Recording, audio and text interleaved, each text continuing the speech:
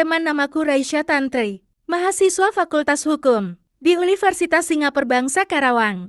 Di sini aku mau memberitahu kalian, apa itu kriminologi. Tonton video ini sampai habis ya teman-teman. Kalian pernah nggak sih penasaran, kenapa orang melakukan kejahatan? Atau gimana sistem peradilan bekerja buat menangani pelaku kejahatan?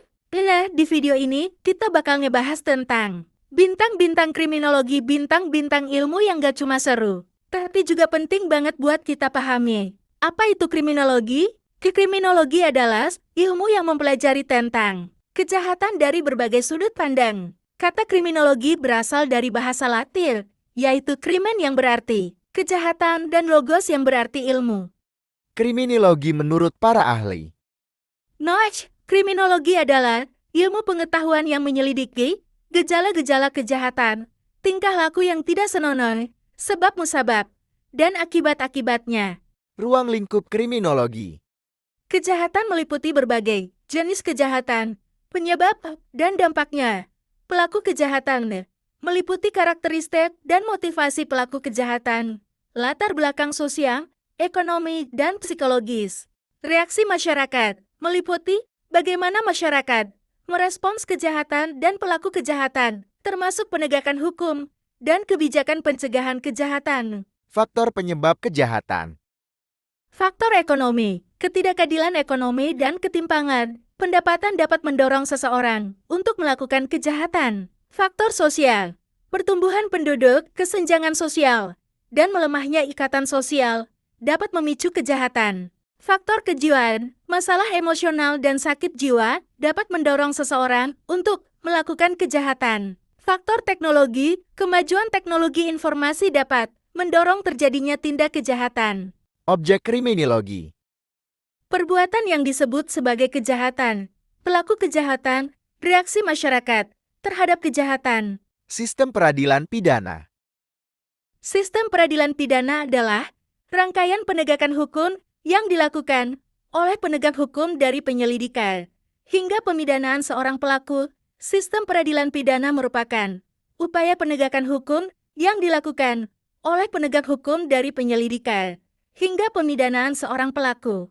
Komponen sistem peradilan pidana terdapat. Kepolisian bertanggung jawab untuk melakukan penyelidikan dan penangkapan terhadap pelaku. Kejaksaan, di kejaksaan mereka bertugas untuk menuntut pelaku tindak pidana di pengadilan, dan memastikan bahwa keadilan ditegakkan. Pengadilan merupakan lembaga yang memutuskan sengketa hukum dan menjatuhkan hukuman kepada pelaku tindak pidana yang terbukti bersalah. Mereka bertugas untuk memastikan bahwa proses peradilan berjalan adil dan sesuai dengan hukum yang berlaku. Lembaga pemasyarakatan bertanggung jawab untuk menjalankan hukuman yang telah dijatuhkan oleh pengadilan. Mereka berperan dalam rehabilitasi dan resosialisasi pelaku tindak pidana agar dapat kembali menjadi anggota masyarakat yang produktif. Inilah beberapa contoh kriminologi yang pernah terjadi. Lihatlah beberapa gambar berikut.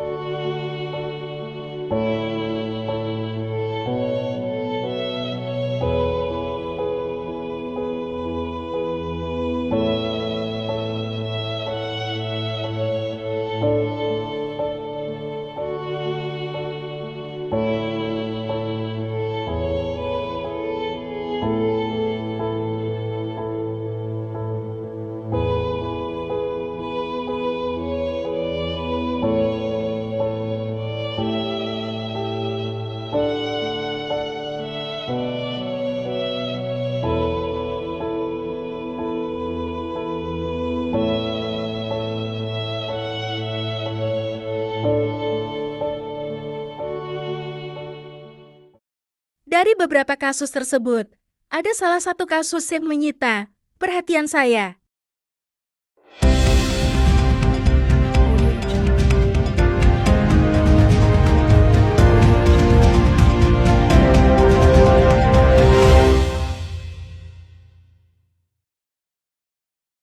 Oke, kali ini aku mau bahas kejadian tragis yang baru-baru ini terjadi di Makassar.